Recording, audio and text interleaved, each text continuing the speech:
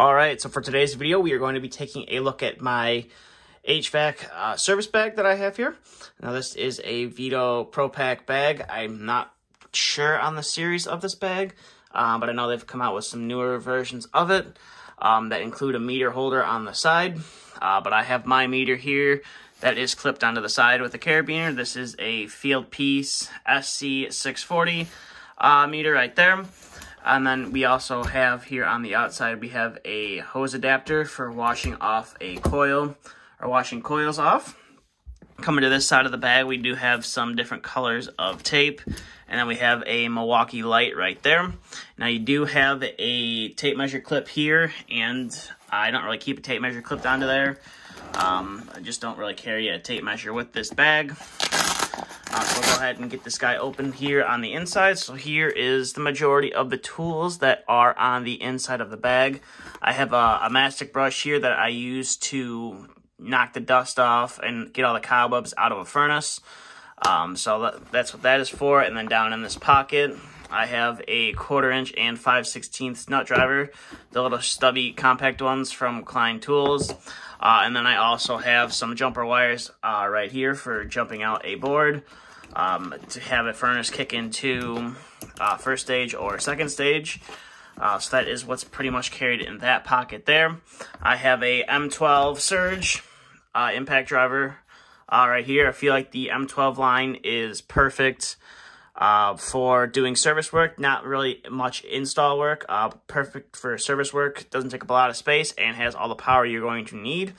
And then in the bag here, I also carry around a set of Allen keys. These are SAE sized.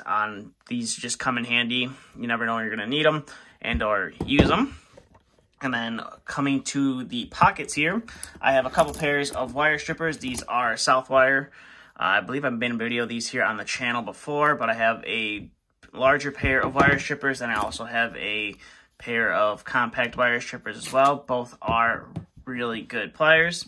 And then I also have a pair of the Knipex Quickset Cobras 10-inch.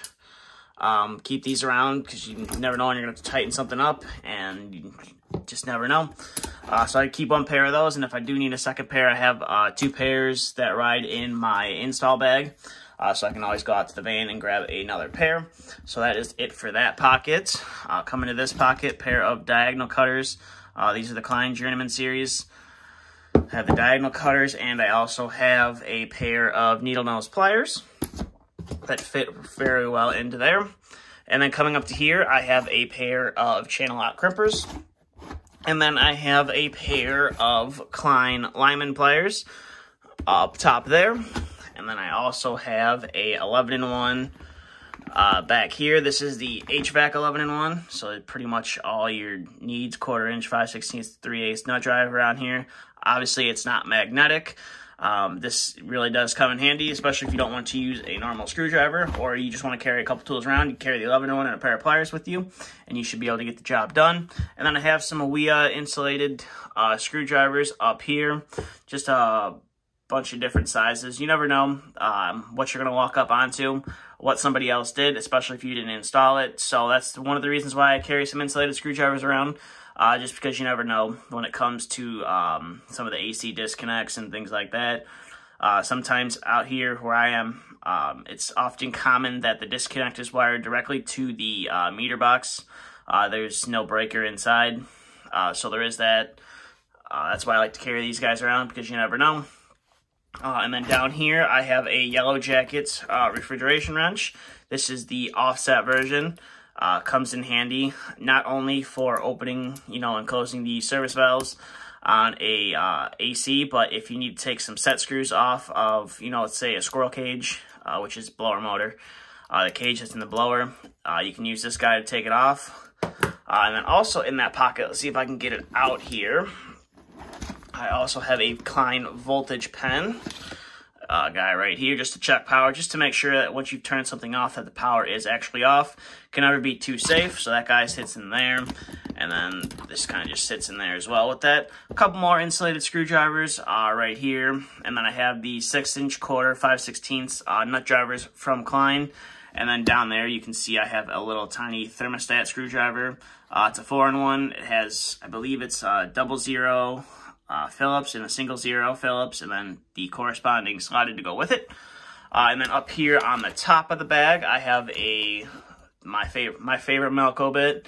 It is the 4-inch reversible 1/4 5/16 bit.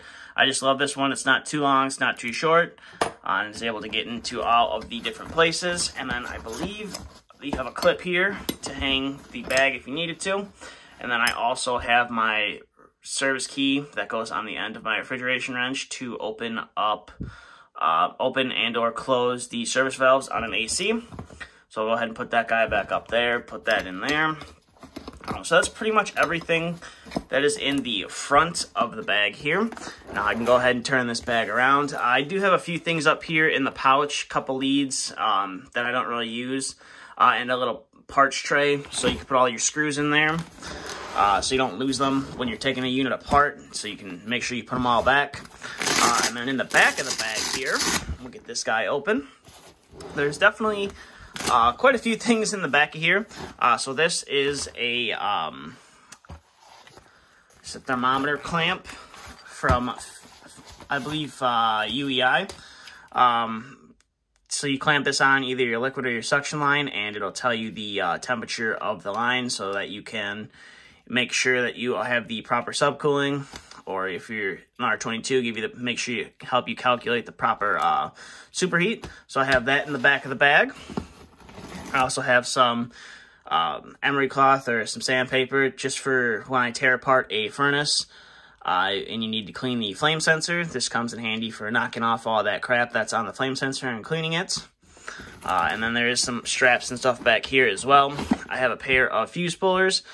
Just in case when you're working on a AC disconnect and you believe that the fuse in there is blown, rather than going in there and grabbing it with your hands or grabbing it with a pair of pliers, I just got a dedicated pair of fuse pullers, so those come in handy a lot.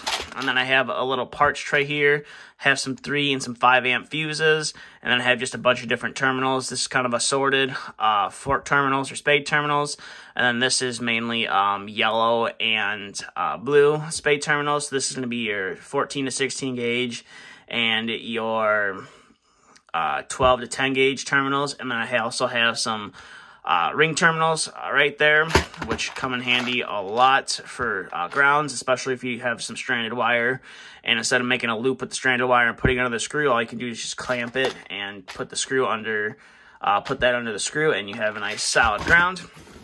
And then also in the back of the bag, I just have some more black electrical tape, and then I also have, if I can get some more stuff out here, I have 1 of 2 thermometers. I should have another one back here if I can get it out. Here's my other thermometer. So I definitely carry around 2 thermometers with me. And then I also have here in the back, I have a coil brush.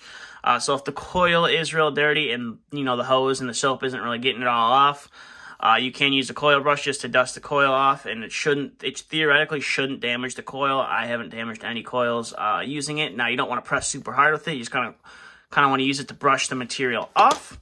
So that is what I have back there. And then I also have a little Milwaukee level, just in case you need to level out a thermostat, installing a new thermostat, swapping it out. And then I have the old switcheroo right here. This is super handy when it comes to when you got the panels or the doors off of a furnace and you're just doing some tests on it, make sure it fires up, everything works, especially after you replace the part. You don't got to put the whole door on. You just put this guy over the door switch and it holds it down. Now we did end up drilling a hole in this guy right here because we dropped something down a chimney and we couldn't really get into it. Dropped a drill bit down, a fairly good sized drill bit down into a chimney, and we were able to use this guy to pull it back out. So other than that, that's pretty much everything that I carry around in my service bag. I don't really do much service here anymore after I've switched companies. I mainly do a lot of commercial installing work now, but I did used to do a bunch of residential service. So that is why I still have a service bag, and I do like to use this bag a lot when I'm going on to a job and I'm kind of wrapping that job up, where all we really have left to do is just the small stuff, like go do the thermostats, enunciators, smokes, wire those up. This is the bag that I like to use. I don't really necessarily need my whole install bag that has, you know, all my sheet metal tools and things like that. So I will tend to bring this in instead, where I can focus on doing all the low voltage thermostats and stuff, while my partner can focus on doing whatever else we need to have accomplished. So with that being said, that's pretty much everything that I have here for my HVAC service bag. So if you have any questions, comments, concerns, please feel free to leave them down in the comment section below. But that's all I have for this video.